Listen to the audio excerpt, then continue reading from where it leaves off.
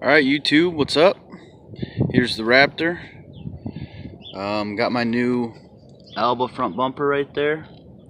$70 Amazon. Like it. A lot better than the stock one, that little piece of shit plastic one. Case saver is installed. That's DRW Performance case savers. Look them up on Facebook, eBay. Got that.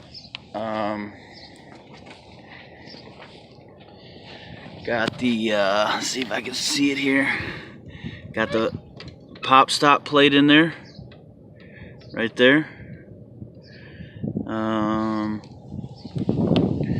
That's really about it. That's what I did to it. Oh no, one more thing. There's the XFR skid plate,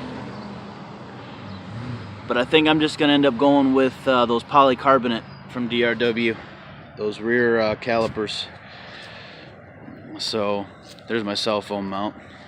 Just rigged it up.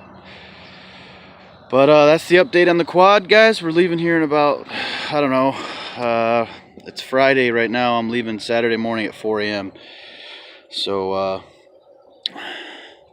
hopefully gonna have some major fun. Alright guys, see ya.